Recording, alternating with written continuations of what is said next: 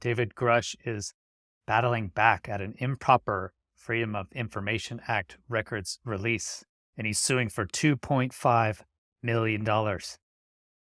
Thanks for being here.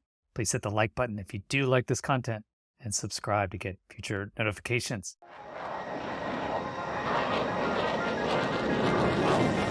Chris Lehto, welcome to LehtoFiles.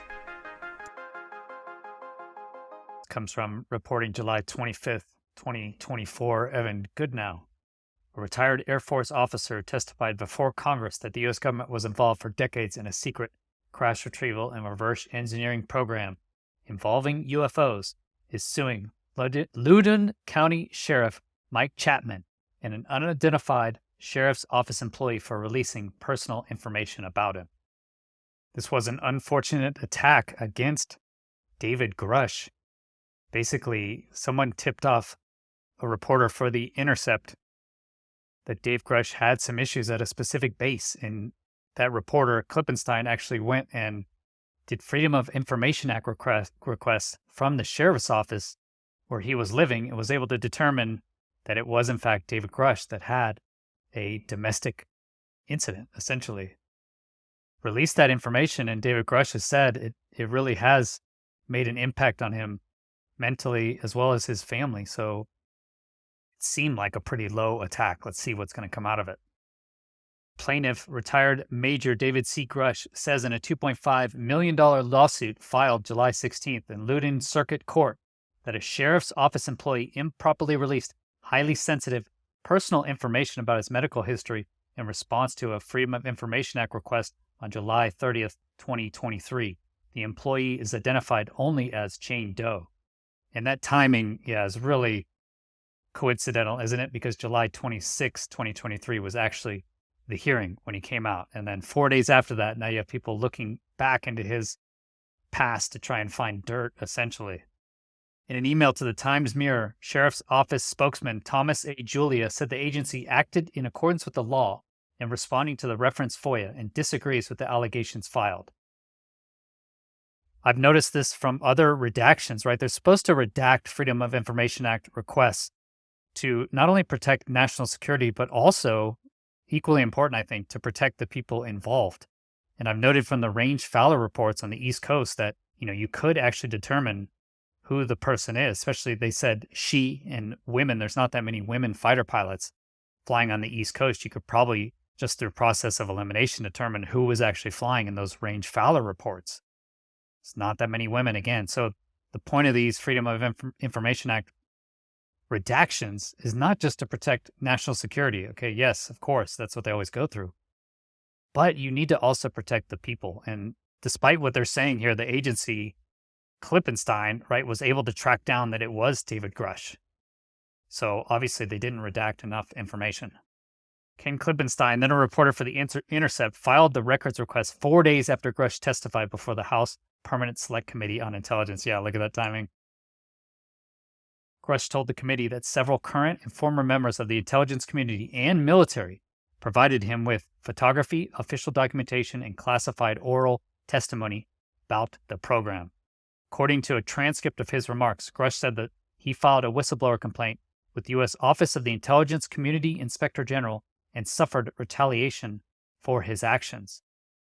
So he actually suffered retaliation for his actions before this, right? This is additional retaliation coming basically from the public sector, right? Klippenstein got tipped off from someone, right? Someone knew about David Grusch's past, knew he had some sort of alcohol-related incident during this time, and tipped him off to just happen to do a Freedom of Information Act request to this little sheriff's office, right?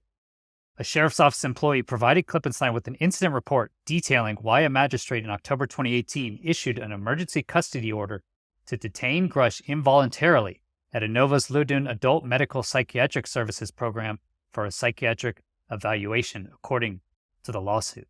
So this is where they're able to figure out, right? A sheriff's office employee gave it to this random Intercept reporter, an incident report, on why Grusch was involuntarily detained by Adult Medical Psychiatric Services.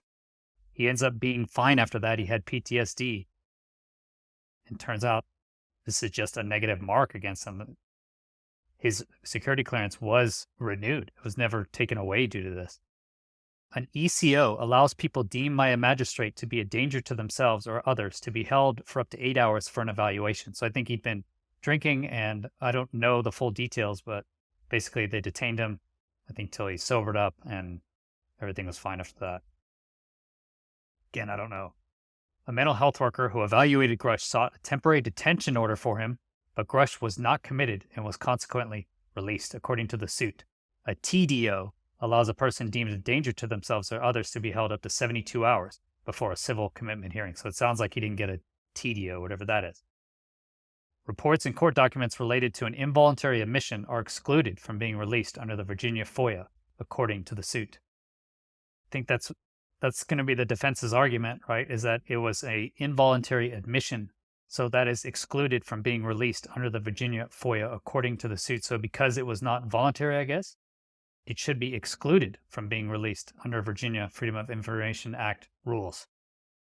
So the defendants had no authority to exercise discretion when releasing information relating to plaintiff's involuntary admission records, reports, and or documents, the suit says. The disclosure to Klippenstein was prohibited by law. The Intercept, an online investigative news site, published an article on August 9, 2023, that included a redacted version of the incident report.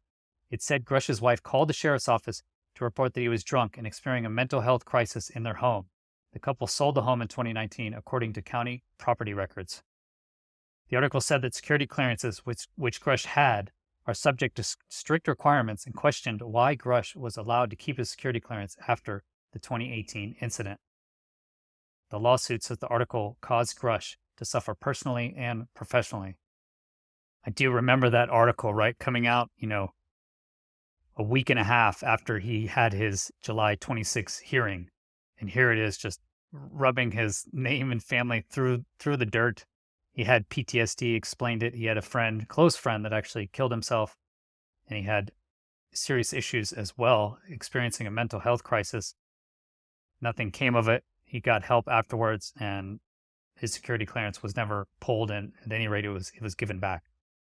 So according to the lawsuit, Grusch suffered personally and professionally. And remember, this is after he already filed claims that his military career had been negatively affected, as well as his security clearances. So here, yet again, they're challenging his security clearances, and just a week and a half after he made his July 26 open hearings in Congress, this dirt miraculously appears through some sort of tip-off to Klippenstein, and then he publishes that hit piece, essentially.